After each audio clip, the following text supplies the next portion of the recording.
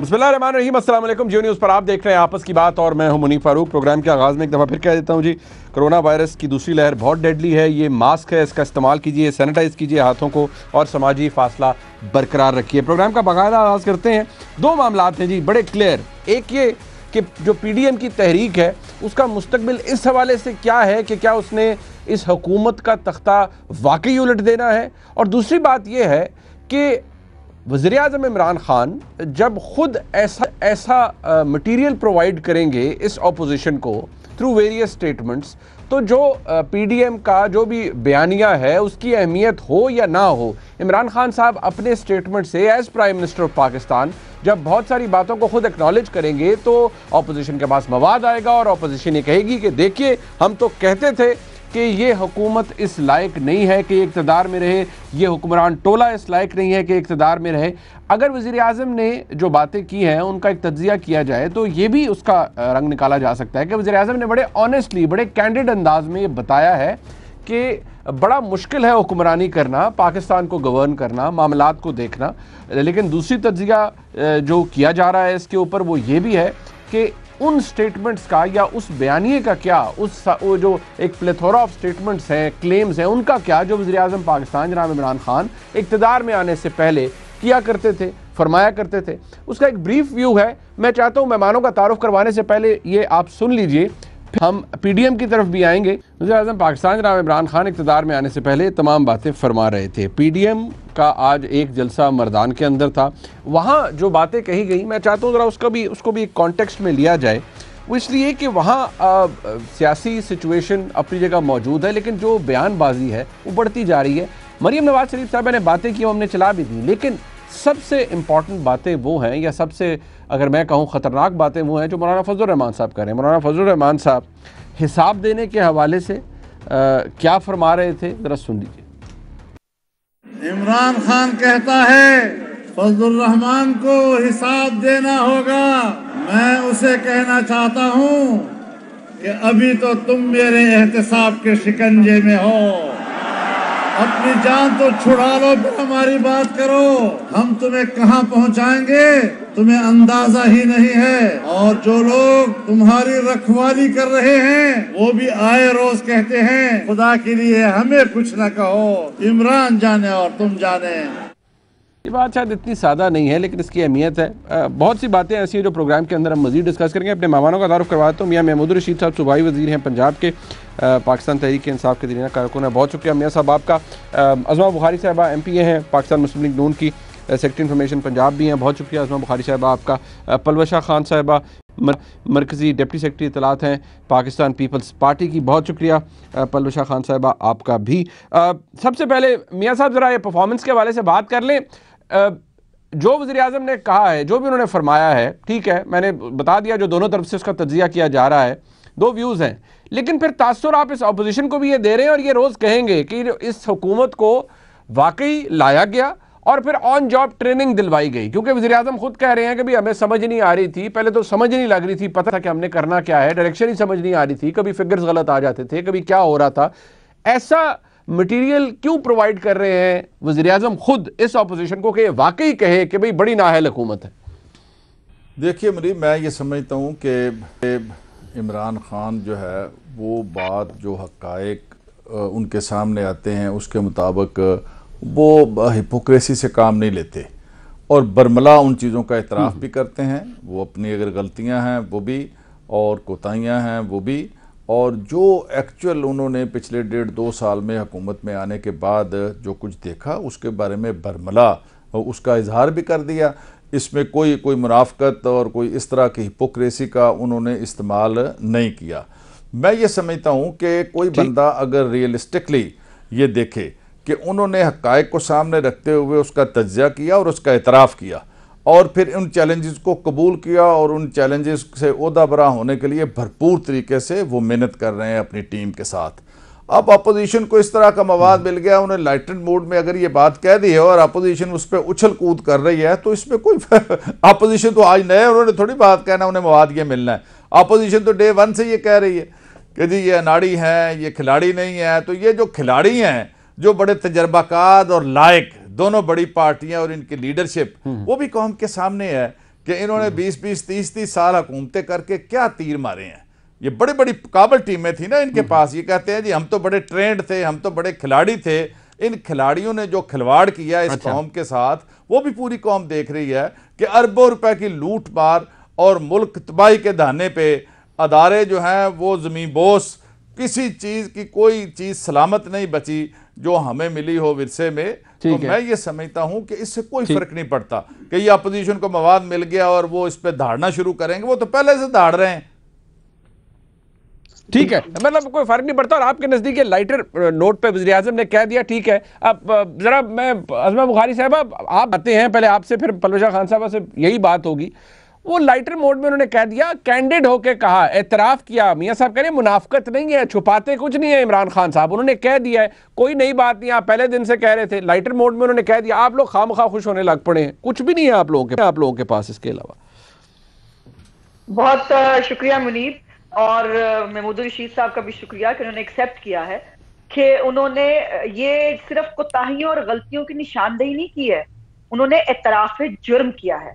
एतराफ़ जुर्म इस बात का किया है कि पहले जो सब्ज बाग दिखाए, जो झूठ बोले, मेरी तैयारी है, होमवर्क है, इतने लोगों की टीम मेरे पास है, बस मुझे 6 महीने दे दे ये हो जाएगा, मुझे 1 साल दे दे वो हो जाएगा। तो ये एतराफ़ जुर्म है कि जो हम कहते थे उसके ऊपर ठप्पा लगाया कि हाँ मैं नाअहल हूं, हाँ मैं जो है वो नाकारा हूं, मैं नाकाम हूं, और मुझे जो है वो ये मुल्क जो है ये आप ट्रेनिंग सेंटर समझ लें, और मुझे ट्रेन होने के लिए और बुज़दार साहब को ट्रेन होने के लिए यहाँ लाया गया है। ये मुल्क का बस इसी काम के लिए रह गया है। और जो हमने तीर मारे, मैं जरा कुछ तीर बता देती हूँ अगर मियां महमूद रशीद साहब को नहीं पता। हमने तीर ये मारा, पिछले 5 साल की बात करते हैं, उससे पहले जो हमने जो है इस मुल्क को नाकाबिले तस्खीर बनाया, जो इस मुल्क के अंदर बाकी तरक्की हुई वो छोड़ देते हैं, सिर्फ पिछले 5-10 साल की बात कर लेते हैं। हमने मियां महमूद रशीद साहब इस मुल्क के अंदर 22 घंटे की लोड शेडिंग को खत्म किया।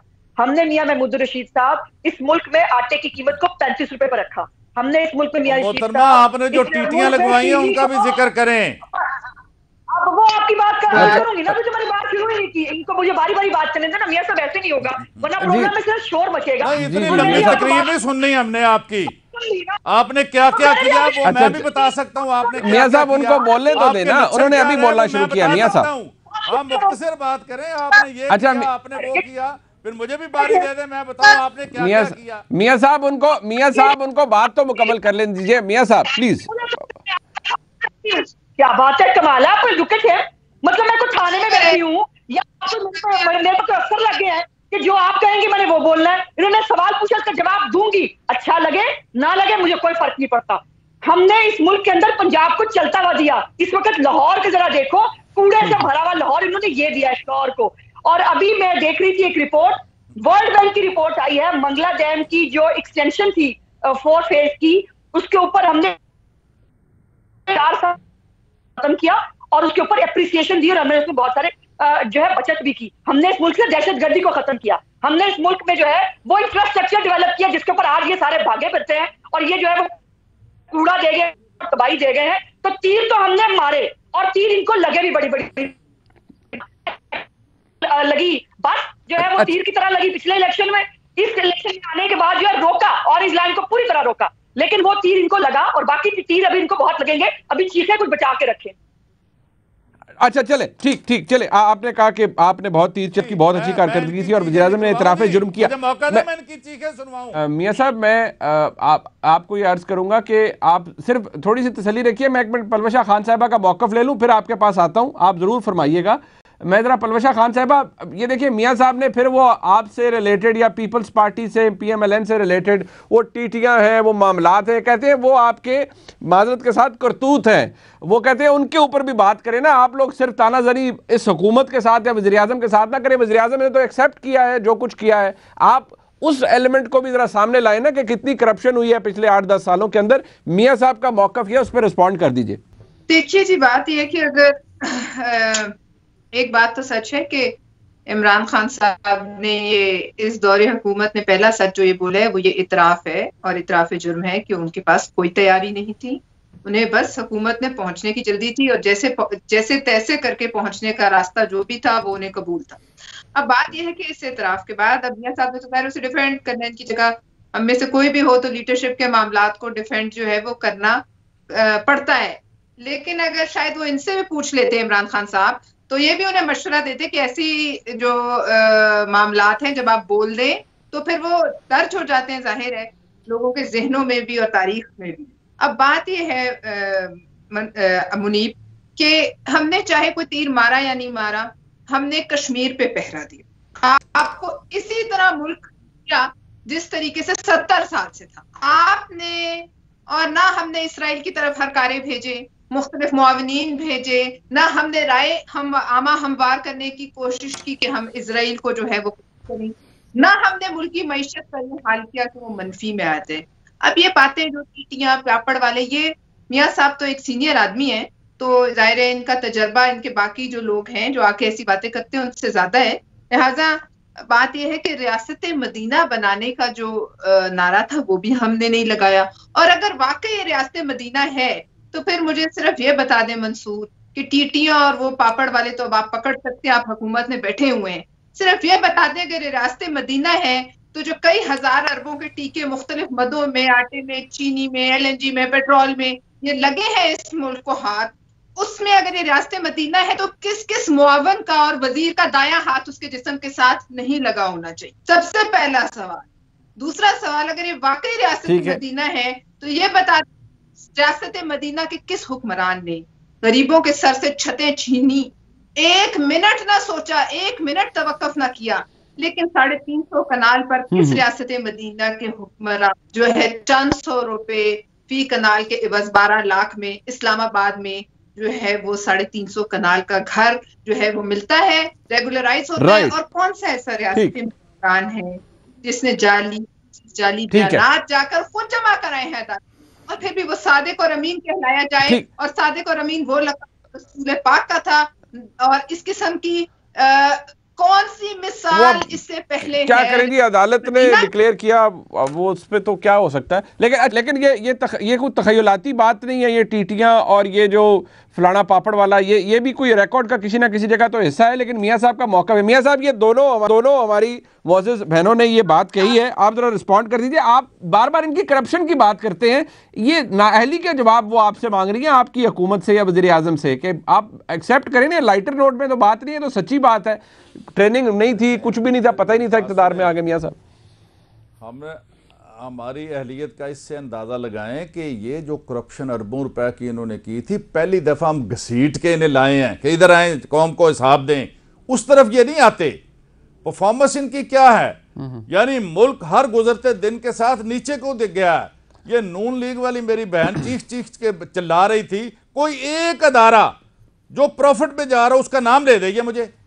10 साल ये रहे ना दोनों पार्टियां, आज इनकी चीखें निकल रही हैं जी नैब ने ये कर दिया, नैब ने वो कर दिया। भाई नैब आपकी बनी हुई है, नैब का चेयरमैन आपने लगाया हुआ है। ये सारे मुकदमात, इनमें से 90% मुकदमात ये पिछली हुकूमतों ने बनाए हुए। हमने इन अदारों को आजाद किया आके कि वो काम करें। मियां साहब अभी आपने फरमाया ना आप घसीट के लाए ने, सर फिर आप कैसे घसीट के लाए ने इक़्तिदार के उसमें? अब आपने हम घसीट के इसलिए लाए, मेरी बात सुन लेना जी, हम मेरी बात सुन ले। उसी नैब को जिसको इन्होंने धनिया पिलाया हुआ था उसको आजाद किया है कि अपने इख्तियारात को जहां जहां आपको नजर आए करप्शन है, आप बिल्कुल आजाद हो। खा कोई कितना भी ताकतवर है उसको आप पकड़ो, उसको ट्रायल करो, आपके पास ठोस शवाहिद हैं और उनके खिलाफ केसेस चलाओ और मंतकी अंजाम तक पहुंचाओ। आज ये सारे लोग बाजमात होके चीखो पुकार जो कर रहे हैं वो इसलिए कर रहे हैं कि ये जो परफॉर्मेंस है इनकी, इस पे कोई बात नहीं करता। ये जुबानी बातें हैं। 23 अरब रुपया ये मियां मोहम्मद शहबाज शरीफ, सलमान शरीफ, हमजा शरीफ, डॉक्यूमेंट्री एविडेंसेस जिनके मौजूद हैं, ये थ्रू चेक्स पेमेंट्स हुई हैं और सारा कुछ डॉक्यूमेंटेड है।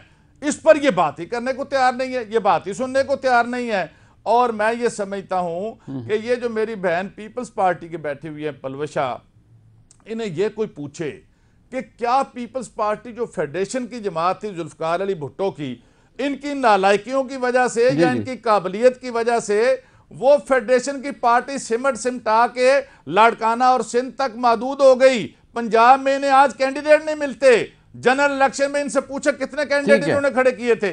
आज जिमनी इलेक्शन आ रहा है पंजाब में, इनके पास बंदे नहीं है वहां टिकट लेने वाला, तो ये बात कर रहे हैं अपनी काबिलियत की और अपनी पार्टी की। हम मियां साहब सर सवाल सुन लीजिएगा, इस तरह के वावेला से कहीं नहीं जा रहे। अच्छा मियां साहब, सर वो पलवशा साहिबा फरमा रही थी कि कम अज कम में कश्मीर के साथ, देखिए उनका ये कहना है कि आपके दौरे इक़्तिदार के अंदर नाक के नीचे से भारत ने पता नहीं क्या कुछ कर लिया, आपको पता नहीं चला। अभी इसराइल के हवाले से जो उन्होंने बात की, उन्होंने कहा आप ये राय आमा हमवार कर रहे हैं, जबकि वज़ीर आज़म कह चुके हैं, फिर भी नहीं यकीन नहीं आ रहा। इनका ख्याल है कि वाकई कुछ हो रहा है पर्दों के पीछे और आपकी तरफ से कोई डेलीगेशंस जा रहे हैं। मियां साहब ये बड़ा संगीन इल्ज़ाम है। ये जिस तरह के पर्दों के पीछे सियासत करते रहे, हमें इस तरह की गंदी सियासत नहीं आती। इमरान खान वाहिद लीडर है 70 साल में पाकिस्तान की तारीख में जिसने खुलकर कश्मीर का मुकदमा लड़ा है, अक़वाम मुत्तहिदा के अंदर इस्लामिक फोबिया के ऊपर बात की है, पूरी दुनिया को झंझोड़ा है, और जिस अंदाज से कश्मीर का केस लड़ा है कोई नहीं लड़ सका। ये तो बातें करते हैं पर्दों के पीछे जो कॉन्स्पिरेसीज हैं उनके इनके लीडर आदि हैं। हमारा लीडर जो है ना वो खुलेआम जो बात है पर सर वो नतीजा क्या निकला, ये कहते हैं नतीजा क्या निकला, पूरी दुनिया के सामने करता है। सर ये कहते हैं नतीजा क्या निकला, बेहतर निकलेगा, खातिर जमा रखें, केस लड़ा, नतीजा क्या निकला? जी नतीजा निकलेगा। नतीजा ये नतीजा निकाल बैठे हैं, पूरी दुनिया ने नतीजा नहीं निकाला, ना हमने नतीजा निकाला है, ना कश्मीरियों ने नतीजा निकाला है। जद्दोजहद जारी है, कश्मीर आजाद होगा, पाकिस्तान का हिस्सा बनेगा। कान खोलकर सुने, ये भी सुने और इंडिया वाले भी सुने। ठीक, जरा अज़मा बुखारी साहबा कान खोल कर सुन लें जी। और मुकदमा बड़ा जबरदस्त लड़ा वज़ीर आज़म ने और अभी तक नतीजा निकला नहीं, जिद्दोजहद जारी है। और दूसरी बात यह कि इस तरह की गंदी सियासत जिसका इल्ज़ाम आप लोग लगा रहे हैं कि पर्दे के पीछे और ये इसराइल की सारी बातें राय आमा हमवार करने की, ये ऐसा कुछ नहीं कर रही हुकूमत और ख़ास तौर पर इमरान खान साहब, प्लीज़। देखिए पहले तो मैं वो जरा टीटी से बात कर लूं, जैसे बहुत टीटी हो रही थी। तो प्रॉब्लम यह है कि इनको ना बड़ी बड़ी बातें वड़ा पाव कि आप जरा निकाल के देखिए ना कौन से केसेस को मंतकी अंजाम तक पहुंचाया आपने बड़ी मेहनत की। नैब न्याजी गठजोड़ ने मिलके वो पता नहीं 56 कंपनियां और पता नहीं आशियाना और कौन कौन से केस के अंदर ये कर चुके, और हर केस में सुप्रीम कोर्ट ऑफ पाकिस्तान और हाई कोर्ट जो है इनके मुंह के ऊपर मारते रहे वो तमाम बातें। मैं नहीं कह रही, जजेस ने अपने फैसलों में लिखा, रिमार्क्स नहीं दिए, फैसलों में लिखा कि ये सियासी इंजीनियरिंग का इदारा है, ये सियासी मुखालिफिन के लिए इस्तेमाल होता है, और ये इसकी नैब की कारकर्दगी को रोज चार्जशीट करती है। हाई कोर्ट तो भुगत रहे हैं, तो वो उन भी फंडिंग का जवाब आ जाए जो धरने के लिए जो है पैसे इकट्ठे किए जा जाते हैं शौकत खान के नाम पे, और जो जहां पर बहुत गैर मुल्कियों ने फंडिंग की हुई है उसके ऊपर 6 साल से स्टे लेके बैठे हैं। काश उसका भी सामने आ जाए, काश वो बातें भी सामने आ जाए कि जो आटा चीनी चोरी के अंदर जो माफिया इन्होंने पाले, और इनको हुकूमत करनी नहीं आती थी लेकिन इनको माफिया पालने आते थे, इनको हुकूमत करनी नहीं आती थी लेकिन इनको लोगों का जो है वो अपने जो करिंदे साथ रखे हैं उनके पेट भरने आते थे, ये सब इनको करने आता था। और बातें करनी है दूसरों के ऊपर, करें ना मंतकी इंजाम तक कोई केस पहुंचाए और पता चले, बाफिक्र करें अपनी जो आपके साथ होना है, और जो आपके इतनी बड़ी आपकी फाइलें तैयार है, वो जो नहीं आ रही ना बाहर आएंगी, एक वक्त पे तो आनी है, वो आके रहेंगी। अच्छा, आ जाते हैं आपके सवाल, फाइलें तैयार हो रही हैं, हमेशा हर दौर में होती है ना, हर दौर में होती है। ये फ्रस्ट्रेशन है, कोई बात नहीं, मुझे कोई गुस्सा नहीं, मुझे कोई गिला नहीं है। ये आजकल जिस ज़हनी कैफियत से गुजर रहे हैं और जो पै दर पै मायूसियां हैं, अच्छा मियां साहब, उनकी वजह से मियां साहब ने बात को उनकी आवाज कट जाती है हमारी बहन की। एक मुख्तसर सा ब्रेक है जी, वापस आ रहे हैं, पलवशा खान साहब से भी बात करते हैं, बुखारी साहब से भी, मियां साहब भी हमारे साथ हैं, हमारे साथ।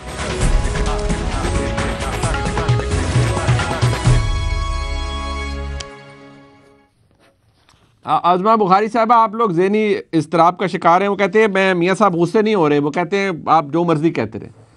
हाँ, वो इसलिए वो गुस्से नहीं हो रहे, और मेरी बात पे जब मैं इनकी जो है वो केसों की बात करने लगूं, इनके माफिया की बात करूं तो ये चीखने लगते हैं। तो वो नजर आ रहा है कि कौन इज़्तिराब में है और कौन नहीं है।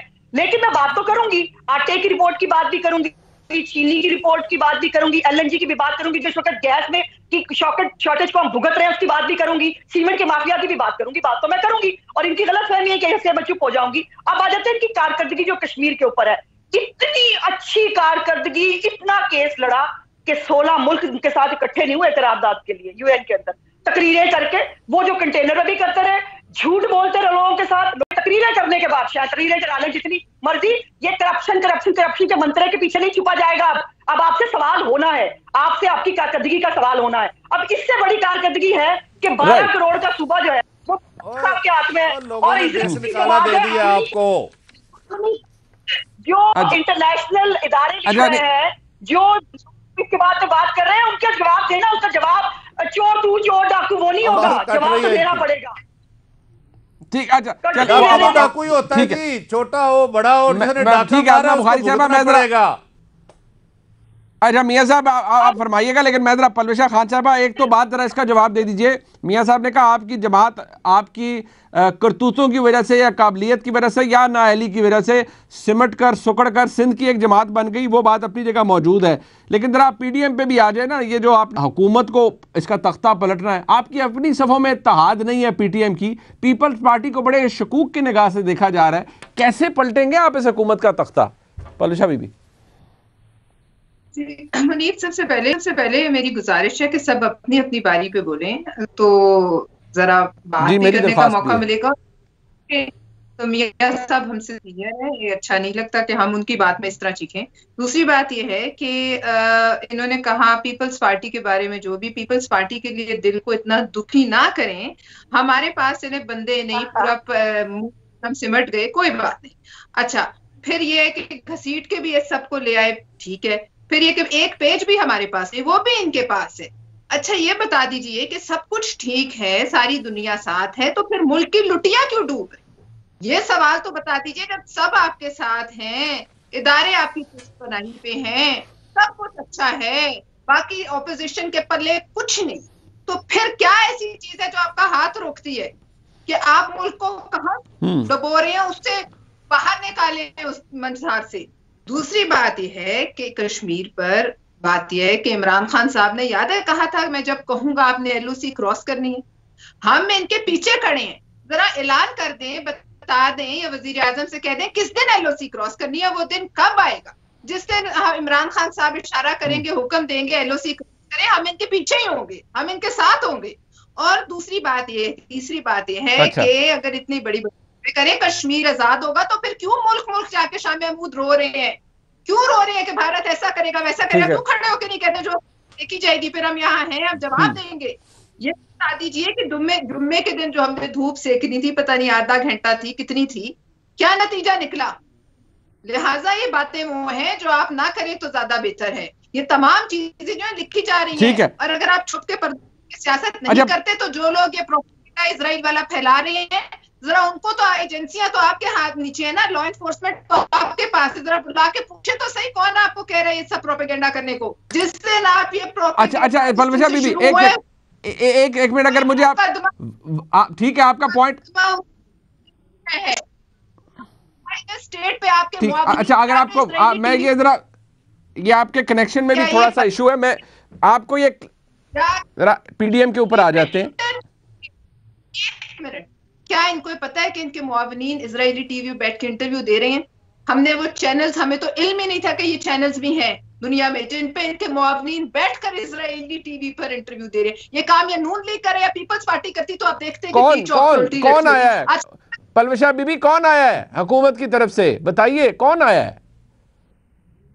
नहीं, आपको भी पता है मुनीब, मैं किसी का नाम नहीं लेना चाहती, सारी दुनिया ने देखा इंटरव्यू, सोशल मीडिया पे गूगल कर ले, कौन आया और कौन क्या कह रहे हैं, उनको तो बुला के पूछना फर्ज है ना, ठीक है, कि किसकी इमाम पे सब हो रहा है। चले वो ठीक है, आपने अपना पॉइंट मेक कर दिया। मेरी अर्ज सुन ले, मैं जरा इसको इस्तीफे वाली बात के ऊपर ना, अब ये क्योंकि मैंने क्यों कहा था कि पीपल्स पार्टी से सवाल हो रहा है, अब ये एक धरने की बात है, उसके हवाले से या सेनेट के हवाले से। अब ये कायरा साहब बात कर रहे थे शाहजेब साहब के प्रोग्राम में, जरा सुन लीजिए, फिर जरा मुझे इसका जवाब दीजिएगा, फिर मैं मियां साहब के पास जाता हूँ। पहले जरा क्लिप सुन लें। हम किसी भी इलेक्टोरल प्रोसेस का बायकॉट करने के खिलाफ है, और ये पीपल्स पार्टी बहुत दफा कह चुकी है। हम इन हलकों से इलेक्शन लड़ेंगे, जोरदार तरीके से लड़ेंगे, इनको अवाम के सामने एक्सपोज करेंगे और बताएंगे कि अवाम के अंदर ये पॉपुलर नहीं रहे। उस इलेक्शन में अगर जाना है तो आपको अपनी प्रोविंशियल असेंबली के अंदर अपनी स्ट्रेंथ तो कायम रखनी है ना। धरना, अगर हम इमरान खान के धरने को कहते हैं कि वो गलत था, अगर हम कहते हैं कि डॉक्टर ताहिरुल कादरी का धरना गलत था, तो धरने के तो पीपल्स पार्टी को सोचना पड़ेगा ना धरना देने का। पलक बीबी, बहुत सवाल हो रहे हैं अब इस हवाले से कि एक तरफ आप कहते हैं ये इलेक्शन जाली, ये पार्लियामेंट जाली, ये धांधली की सब कुछ बना हुआ है, दूसरी तरफ आप बेताब हैं बाई इलेक्शंस के अंदर हिस्सा लेने के लिए भी, इवन सेनेट के अंदर हवाले से भी आप पर शकूक व शुबात है, इस्तीफ़ों के हवाले से शकूक व शुबात है। पलक बीबी, देखिए मुनीब, शकूक व शुबहात एक बड़े तरीके से पहले दिन से, जब से पीडीएम नहीं बनी तब से फैलाए जा रहे हैं कि पार्टी नहीं, पीडीएम नहीं बनेगी, प्लेटफॉर्म नहीं बनेगा, इनके आपस में शकूक व शुबहात है। आज तक कोई शकूक व शुबहात रास्ते में खड़ा हुआ किसी मुसाइले के, किसी फ्रेमवर्क के या किसी फैसले के। लिहाजा अगर शकूक व शुबहात होते तो यहाँ तक मामला ना। दूसरी बात यह है कि हमने 85 के बाद ये सबक सीखा है कि मैदान खाली नहीं छोड़ना। और तीसरी बात मैं आपको कहूँ, अलबत्ता तो मोहतरमा बेनज़ीर शहीद ने खुद कम्बो शहीद पे धरना दिया था, लेकिन मेरे हिसाब से धरने से पहले ही मामले हैं वो सॉल्व हो जाएंगे। जो नौबत है वो धरने तक नहीं आने दी जाएगी। एक बात है जिसका मौलाना साहब ने सहारा दिया है। ठीक है, ठीक। मियां साहब, ये वैसे इन्होंने कहा, ये जरा शाह महमूद कुरैशी साहब ने भी याद आए थे, एक उनका क्लिप पर सुन लें, फिर आप ही फरमाइएगा शाह महमूद कुरैशी साहब क्या फरमा रहे थे, जरा सुन लेते हैं।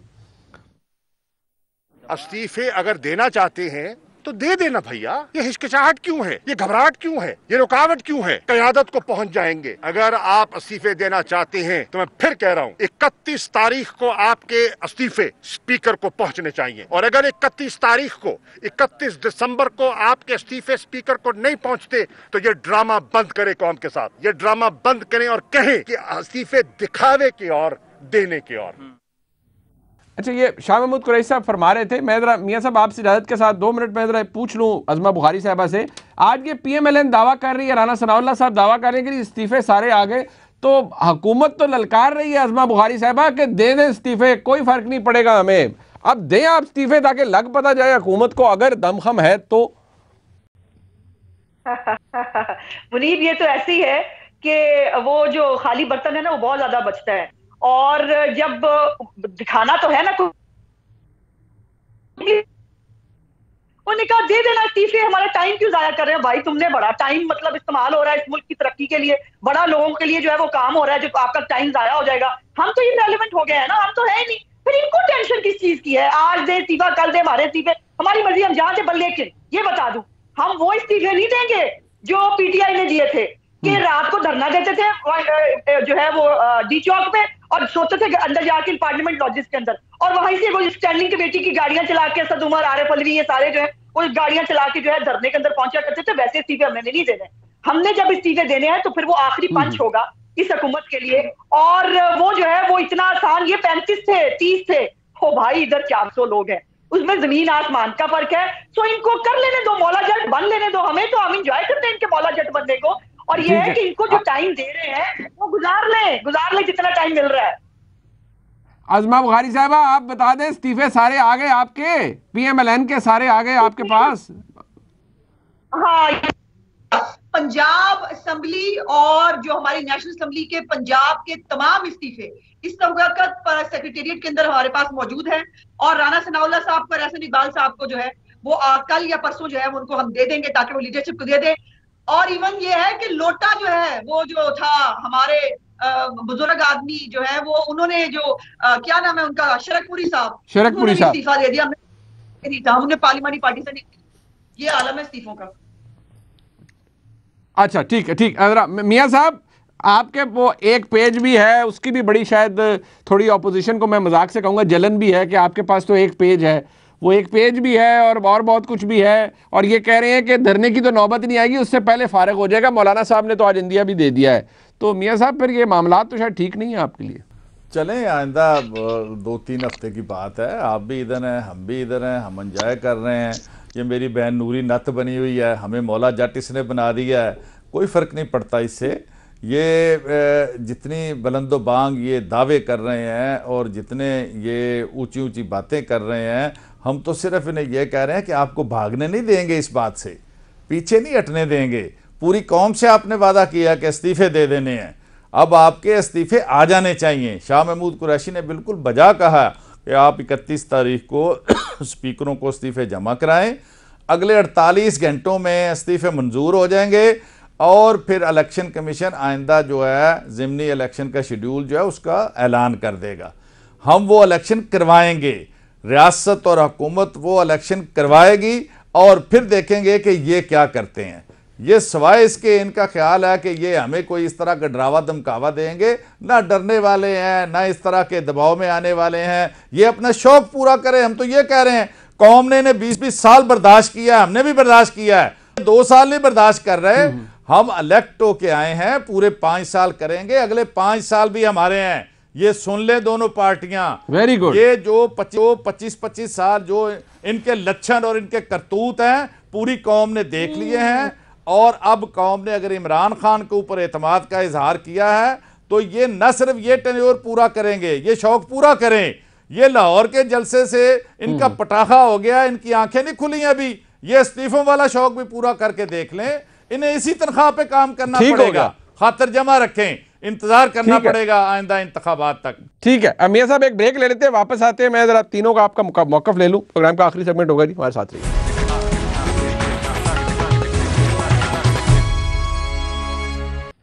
वक्त कम है जी, मुकाबला सख्त। पलवशा खान साहिबा, आपने तो तंज में कहा होगा उनके पास वाकई एक पेज है और हुकूमत को बड़ा मान भी है उस पर। वज़ीर आज़म तो बार बार कहते हैं, सोच लीजिए भागने नहीं देंगे आपको, इस्तीफे देने पड़ेंगे और लग पता जाएगा अगर इस्तीफे ना दिए और अगर इन्होंने ज़िमनी इंतखाब करा दिया। मुख्तसर जवाब।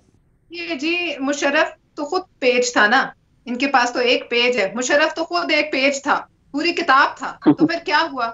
तो हर फिरौन का ख्याल यही होता है कि अगले कई साल भी वही रहेगा, लेकिन ऐसा होता नहीं है। अगले लम्हे का पता नहीं होता। तो इन 2.5 साल और अगले 5 साल की बात तो बहुत दूर की है। फिलहाल तो लोग भूखे मर रहे हैं। आपका मसला भूख है, बेरोजगारी है और ये मुल्क तबाह हाल जो हो चुका है वो है। पुराने से जो है उनके लिए अदालतें नैब है जिसका आप भरपूर इस्तेमाल करें। उसके बावजूद जो है अगर आप ये अपनी बात पे आने के बजाय वही पुराने किस्से करेंगे तो उसका जवाब भी आपसे लिया जाएगा कि फिर क्यों नहीं पकड़ते आप। फिर अगर इतने बड़े मियां साहब जो है वो भगोड़े थे तो आपने जाने क्यों? सबसे पहला सवाल तो आपसे पूछा जाएगा, मियां साहब को आपने जाने कैसे दी? मियां साहब को कश्मीर तो नहीं थी जो आपकी नाक से निकल गए, आपने यहाँ से भेजा और बिल्कुल सोच समझ के भेजा। और मैं आपको ये भी बता दूं कि ये 5 साल मुझे जैसे कहता था ना मुराद सईद के 200 अरब रुपए अगले दिन मैं मुंह पे मार दूंगा। आप 200 अरब रुपए मुंह पे ना मारें, आप वही वापस मुंह पे इस कौम के मार दें जो आटे, चीनी, दवाइयों, LNG और एक लिस्ट जो है उसमें आपने फिलहाल फौरी लिया है वो मार दें ताकि हमें कोई सहूलत मिल जाए। बिलों में जो रोजाना के हिसाब से आप बिजली बढ़ा रहे हैं, अभी फिर आज दोबारा सिफारिश की गई है, कुछ दिन पहले आपने बढ़ाई, ये बता दें इसको ब्रेक कब लगी।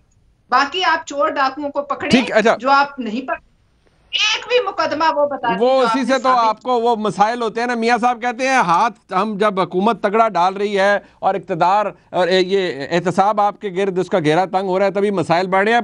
अज़मा बुखारी साहबा, अब ये बात अभी पलवशा खान साहबा ने की कि मियां साहब कोई भाग तो नहीं गए, लेकिन वो वज़ीर दाखिला कहते हैं कि मियां साहब ने दाव लगा दिया है इस हुकूमत को और वो दाव लग गया है और मियां साहब चले गए हैं और अब आप वहां बैठ के कहते हैं कि हुकूमत चली जाए, हुकूमत कहीं नहीं जाएगी, आप लोग फारग होंगे। मैं साले अब ना ये मियां साहब के वापस आने की बात ना किया करें, बड़ी इनको ना शर्म आनी चाहिए। जो चीजें इनको ब्रिटिश हाई कमीशन जो है उसके थ्रू मिल रही है ना, जो इनको बरतानवी हुकूमत लिख लिख के भेज रही है, उनकी सेक्रेटरी जो लिख लिख के भेज रही है ना, और इसहाक डार के केस में भी उन्होंने कहा पॉलिटिकली मोटिवेटेड केसेस को हम नहीं मानते। पूरी दुनिया को पता है ये कौन से केसेस हैं और वो तारीख ने भी लिखा है। वो जो अभी अरशद मलिक अल्लाह उनको बेचारे को जो है वो गरीके रहमत करे, वो अपनी उनकी वो वीडियोस मौजूद है बताने के लिए कि कैसा एहतसाब हुआ था और मियां साहब के साथ क्या हुआ। इनके अपने वजीर, मैं कई दफा कह चुकी हूँ, उनसे तो पूछ लिया करें बात करने से पहले, मियां साहब की बात ना किया करें, पहली बात। दूसरी बात यह है कि ये जो है ना वो जेब च नहीं है तेला ते कर दिए मेला मेला, मतलब अब मजाक होगा ना। ये 400 जो सीटें हैं उन पे ऐसे चुटकी बजा के इलेक्शन जो है वो करा देंगे। जहर खाने को पैसे नहीं है और ना, या फिर पैसे हैं तो आवाम को देते क्यों नहीं हो, उनकी बेहतरी करते क्यों नहीं हो। और इनको ये भी मैं बता दूं कि मियां साहब जब जो हम इस्तीफे देंगे ना तो उसके बाद हमने पोकेमॉन नहीं देखना घर बैठ के, फिर हमने आपको जो है वो आपको आपके घरों से निकलने नहीं देना, इस बात का ध्यान रखिएगा। मियां साहब आपको डर महसूस हो रहा है सर, जरा मुख्तसर सा फरमा दीजिए कुछ। ओए मेरी ये बहनें क्या करेंगी, हमारा क्या बिगाड़ सकती हैं ये हैं। मैं तो इनकी बातों से बड़ा माजूज हो रहा हूँ कि इन्हें जो है ना ये अंदाज़ा नहीं है अभी कि ये क्या कह रही हैं और क्या फुलझड़ियाँ जो है ना वो बयान कर रही हैं यहाँ पे। मैं तो सिर्फ एक सवाल कर रहा हूँ कि इस्तीफे दें जी, हमें आपको भागने नहीं देना। और बाकी रही बात ये कि हम क्या घर बैठे रहेंगे और ऐसे हो जाएगा, और पैसे किधर हैं इलेक्शन कराने के लिए? जो इन्होंने इतने लूटे हुए, थोड़े से पैसे इनसे मांग लेंगे कि थोड़े से दे दें जिमनी इलेक्शन करवाने के लिए। बड़े पैसे इनके पास, अरबों डॉलर हैं, बाहर भी अंदर भी अरबों रुपए की टीटियां हैं। कोई 2-4 अरब रुपया इनसे ले लेंगे कि जी ये इलेक्टोरल जो प्रोसेस है इसको मुकम्मल करना है हमने, हमें ये इलेक्शन कराने के लिए थोड़े पैसे दे दें। इसलिए पहले तो इनके इस्तीफे लेने हैं, इनको नहीं भागने देना। उसमें बेचारी बाहर खड़ी होगी, फिर असेंबली के बाहर अंदर नहीं जा सकेगी। हम चाहते हैं ये दोबारा असेंबली में आए जिमनी इलेक्शन जीत के।